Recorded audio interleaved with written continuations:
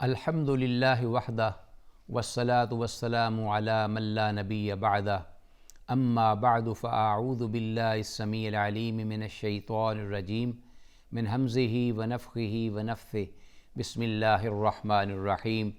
فبشر عباد الذین یستمعون القول فیتبعون احسنہ اولئک الذین ہداہم اللہ واولئک هم اولو الالباب وقال جل شأنه وننزل من القرآن ما هو شفاء ورحمة للمؤمنین۔ ناظرین، پروگرام دوائے شافی لے کے حاضر خدمت ہوں اور اللہ کی بارگاہ میں دعا گو ہوں کہ اللہ تعالی ہم سب کو جو کچھ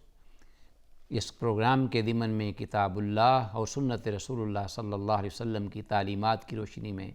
بیان کیا جائے، سننے، سمجھنے اور پھر ان پر عمل پیرا ہونے کی توفیق کامل مرحمت فرمائے۔ سبحانک لا علم لنا الا ما علمتنا انک انت العلیم الحکیم۔ آج کی اس پروگرام میں ہم علامہ موصوف ابن القیم رحمہ اللہ کے ذکر کردہ وہ عنوان جس کا تذکرہ ہم نے اس سے پہلے پروگرام میں کیا تھا، اور انہوں نے دعا کے آفات کے ضمن میں تذکرے میں وہ الفاظ ذکر کیے تھے۔ میں چاہوں گا کہ وہ الفاظ ایک بار ذکر کرتے ہوئے ہم اصل موضوع کی طرف آتے ہیں۔ علامہ موصوف رحمہ اللہ نے یہ جہاں دعا کے کچھ آداب ذکر کیے ہیں اور وہ متفرق جگہوں میں آگے بھی ان کا ذکر ہوا ہے، صرف اسی عنوان کے تحت ہی نہیں، اس کے ساتھ ہی کچھ دعا کی قبولیت میں جو رکاوٹیں ہیں ان کا بھی انہوں نے ذکر کیا، اور پھر ایک وہ وجہ اور سبب ذکر کی جسے انہیں دعا کی آفات میں سے شمار کیا ہے، اور وہ یہ کہ انسان دعا کرتے ہوئے جلدی کرے، جلد بازی سے کام لے، اور کہے کہ ایک بار، دو بار، تین بار دعا کی، اور وہ بھی اس انداز سے جیسا کہ ایک روایتی انداز ہوتا ہے، کاج اٹھائے اور اللہ سے مانگا، نہیں ملا، جی کوئی فائدہ نہیں ہوا، لہذا دعا اس نے چھوڑ دی، یہ نتیجہ سامنے ظاہری نتیجہ نہ پا کر۔ تو ناظرین، اس سلسلے میں انہوں نے جو حدیث ذکر کی ہے وہ ایک صحیح مسلم کی حدیث ہے، اور اس سے پہلے ایک حدیث صحیح بخاری میں جو ہم نے گزشتہ پروگرام میں ذکر کی تھی حضرت ابو ہریرہ رضی اللہ تعالیٰ عنہ سے، کہ یستجاب لأحدکم ما لم یعجل یقول دعوت فلم یستجب لی، کہ میں نے دعا کی ہے اور وہ قبول نہیں ہوئی۔ تو یہ ایک جلد بازی کا مظاہرہ اللہ کی بارگاہ میں، جو کہ اللہ کی بارگاہ میں یا اللہ کے حضور حاضری کے وقت ایک بے ادبی کا مظہر ہے حقیقت میں۔ اور اسی طرح انہوں نے صحیح مسلم کی ایک حدیث ذکر فرمائی ہے کہ جس کے الفاظ یہ ہیں کہ لا یزال یستجاب للعبد ما لم یدعو بثم او قطیعۃ رحم۔ ایک اور انہوں نے ذکر کیا ہے سبب یا کہ دعا کی آفات میں سے کہ آفت یہ ایک بہت بڑی بیماری ہے، دعا کے لیے کمزوری کا باعث ہے اس کی قبولیت میں، کہ ہمیشہ لا یزال یستجاب للعبد، بندے کی دعا کو قبول کیا جاتا ہے اللہ کی بارگاہ میں، کبھی اس کو رد نہیں کیا گیا، کبھی ریجیکٹ نہیں کیا گیا، جیسا کہ ہم نے پہلے بھی نصوص شرعیہ سے اس بات کی حقیقت کا اظہار کیا ہے، تذکرہ کیا ہے۔ لیکن ما لم یدعو بثم او قطیعۃ رحم، جب تک کہ وہ دعا نہ کرے گناہ کے کسی کام کے لیے یا قطع رحمی کی غرض تھے۔ اللہ اکبر۔ تو قطع رحمی خود ایک بہت بڑا کبیرہ گناہ ہے، اس کے ساتھ کوئی اور بھی گناہ ہو تو گویا جس طرح کہ دعا کی قبولیت کے لیے دعا کے آداب میں سے ہے کہ انسان اس سے پہلے صدقہ دے یا دو نفل ادا کرے، اللہ کی بارگاہ میں وضو کر کے ذکر کرے، رسول اللہ صلی اللہ علیہ وسلم کی ذات اقدس پہ درود پڑھے، یہ آداب انشاءاللہ ان کا آگے بھی اپنی جگہ پر ذکر ہوگا۔ تو ایسے اعمال صالحہ یہ دعا کی قبولیت میں بہت بڑے ممد ہیں، معاون ہیں انسان کے، اور ذریعہ ہے بہت بڑا۔ اسی طرح بالکل اس کے اپوزٹ اگر کوئی اللہ نہ کرے نافرمانی کا کام، معصیت کا کام، گناہ کا کام کر کے اس کے بعد انسان اسے تائب نہیں ہوا، استغفار نہیں کیا، اس کے بعد کوئی نیکی کا کام سر انجام نہیں دیا جو کہ اس گناہ کو کھا جائے، اس کو ختم کر دے، تو آتے ہی اللہ کی بارگاہ میں آ کر دعا کے لیے ہاتھ اٹھا دیتا ہے، تو قطع رحمی وہ اس کا وہ خوگر ہے، اس کا وہ مرتکب ہے، کسی اور گناہ کا وہ مرتکب ہے، یا اس کے لیے وہ اللہ سے دعا کر رہا ہے کہ فلاں کے ساتھ جو تعلق ہے میرا وہ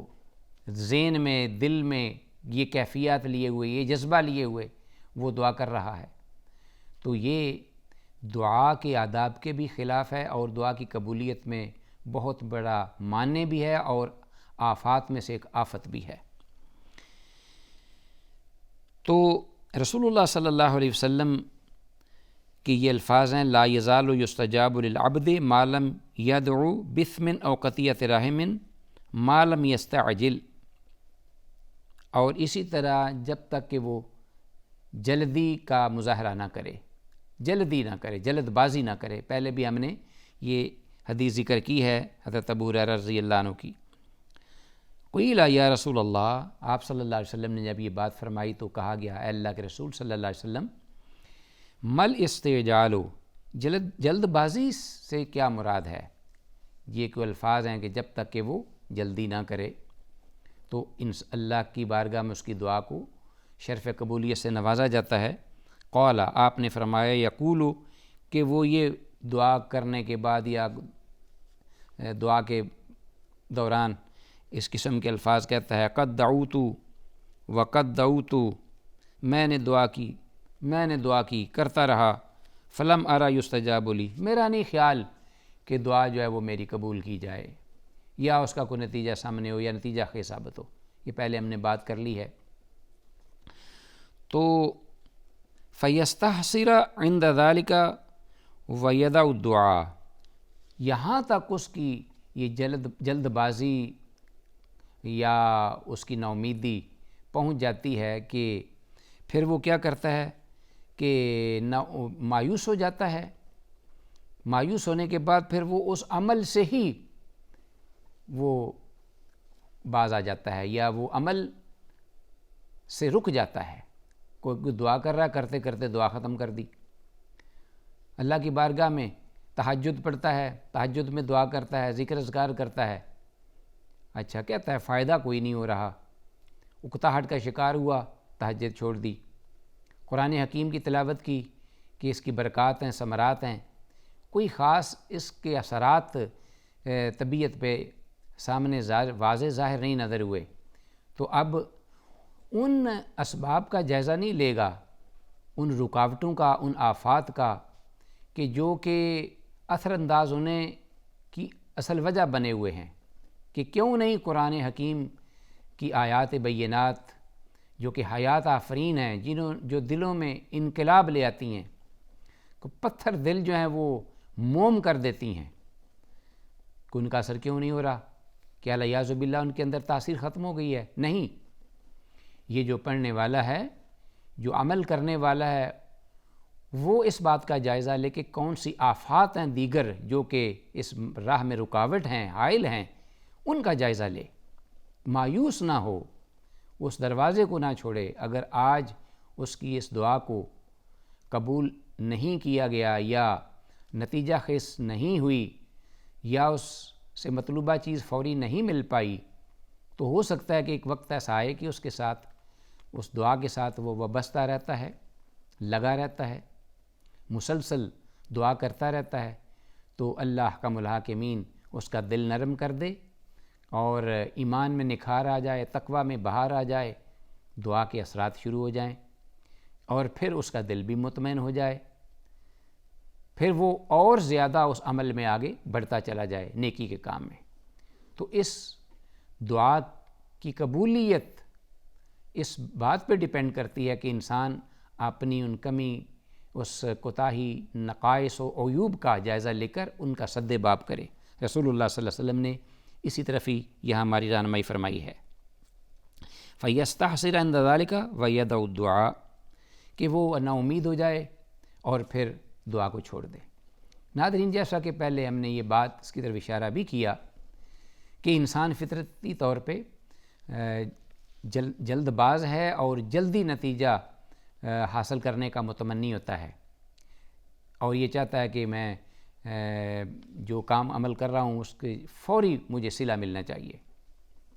اور یہی انسان کے لیے ایک نیکی کے اعمال میں ایک بڑی رکاوٹ بھی ہوتی ہے۔ آپ دیکھتے ہیں کہ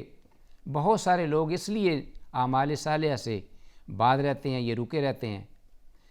کہ وہ چاہتے ہیں کہ ان کا جو صلہ ہے وہ فوری ہمیں نہیں مل پائے گا، کہ وہ دنیا میں نہیں بلکہ زیادہ تر اللہ کا الحاکمین نے نیک اعمال کا جو صلہ ذکر کیا ہے یا ملتا ہے وہ آخرت میں ہے، کہ وہ آخرت کی قدر و قیمت اور اہمیت ان کے دل و دماغ میں جاگزین نہیں ہوتی اس دنیا کے مقابلے میں، اس لیے وہ بہت زیادہ نقصان اٹھاتے، دھوکہ کھاتے ہیں اور دنیاوی ہی فائدے کو وہ ترجیح دیتے ہیں، دنیاوی منافع کو اور مظاہر قدرت اس کی طرف وہ لپکتے ہیں فوری۔ اس کی ایک میں مثال دیتا ہوں جس سے انسانی فطرت یا اس کی کمزوری جو ہے بالکل کھل کے واضح سامنے آ جاتی ہے، اس لیے کہ مثالیں دینا یہ کہ مطلوب ہے شریعت طاہرہ میں، کتاب اللہ سنت رسول اللہ صلی اللہ علیہ وسلم میں جا بجا امثلہ کا ذکر کیا گیا ہے تاکہ لوگ جو ہیں وہ ان مثالوں کے ذریعے مسئلے کو خوب سمجھیں اور مسئلے کی حقیقی وضاحت ہو جائے۔ اللہ احکم الحاکمین نے مثالیں دیں، رسول اللہ صلی اللہ علیہ وسلم مثال دے کر صحابہ کو سمجھایا کرتے تھے۔ مچھر کی مثال ہے، مکھی کی مثال ہے قرآن حکیم میں، عنکبوت کا مثل العنکبوت، شرک کا مسئلہ سمجھانا ہے، مکڑی کی مثال دی اللہ نے۔ تو اسی طرح مثال یا حکایت کے ذریعے بھی ایک مسئلے کو واضح کیا جا سکتا ہو تو وہ بہتر ہے کہ اس سے اس کی وضاحت ہو جائے۔ انسانی فطرت کی کمزوری یا فوری نتیجہ، اس